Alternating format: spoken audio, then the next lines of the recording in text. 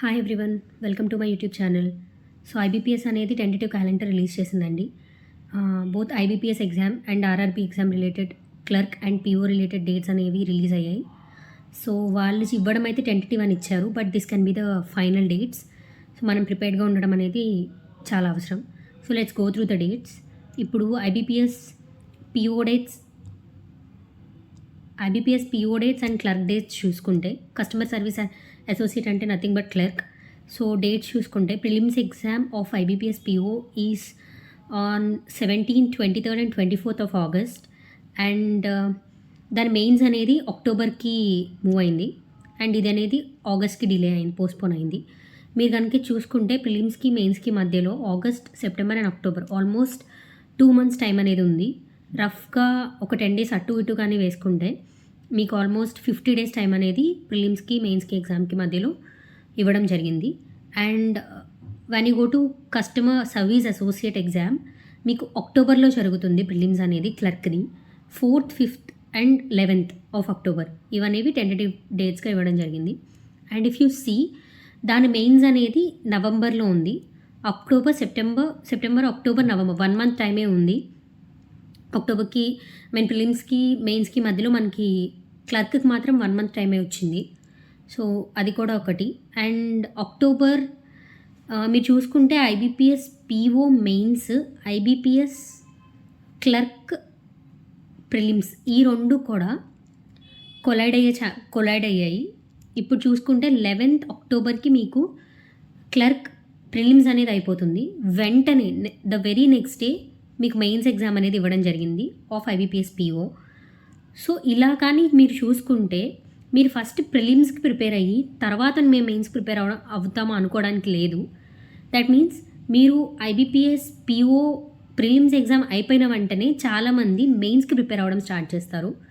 But మీరు ఇక్కడ చూసుకుంటే with in next month or next 2 months మీకు క్లర్క్ ఎగ్జామ్ అయితే ఉంది ప్రిలిమ్స్. మెయిన్స్, ప్రిలిమ్స్ అనేవి 2 different థింగ్స్ అండి. ప్రిలిమ్స్కి వచ్చేసరికి మీకు స్పీడ్ ఎక్కువ కావాలి, మెయిన్స్కి వచ్చేసరికి మీకు కాన్సెప్ట్ ఎక్కువ కావాలి. అలా చూసుకుంటే మీరు సెపరేట్గా ప్రిపేర్ అవ్వడానికి లేదు.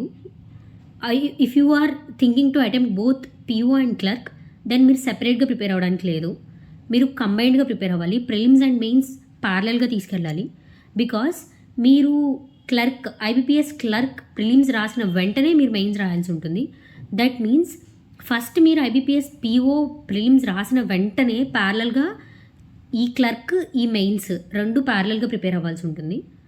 అండ్ మీరు చూసుకుంటే క్లర్క్ మెయిన్స్ వచ్చేసి 29th November 2025లో ఉంది.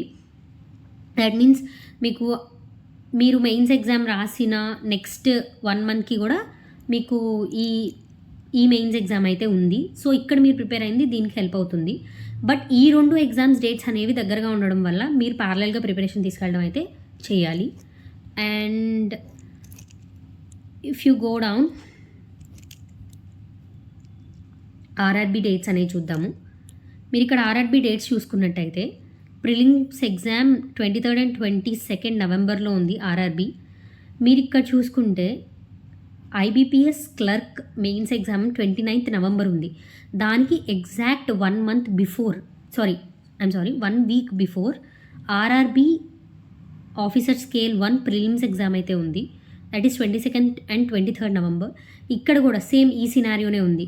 అంటే ఇక్కడ మీరు క్లర్క్కి 4th, 5th and 11th and 12th October ఈ రెండు ఏ విధంగా అయితే కొలైడ్ అయ్యాయో ఇక్కడ మెయిన్స్, ఇక్కడ ప్రిలిమ్స్ కూడా కొలైడ్ అయ్యాయి. సో మీరు ఈ మెయిన్స్ రాసిన వెంటనే అగైన్ మీరు మెయిన్స్కి, ప్రిలిమ్స్కి ప్రిపరేషన్ ప్యారలల్గా అనేది తీసుకెళ్ళాలి.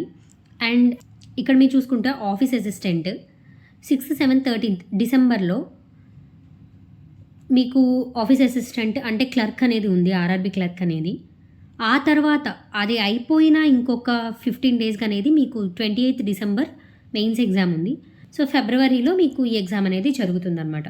సో దాని ప్రకారం మీరు ఈ డేట్స్ కానీ చూసుకుంటే మీరు నేను ప్రిలిమ్స్కి మాత్రమే ప్రిపేర్ అవుతాను, తర్వాత మెయిన్స్కి సెపరేట్గా ప్రిపేర్ అవుతాను అనుకోవడానికి మాత్రం లేదండి.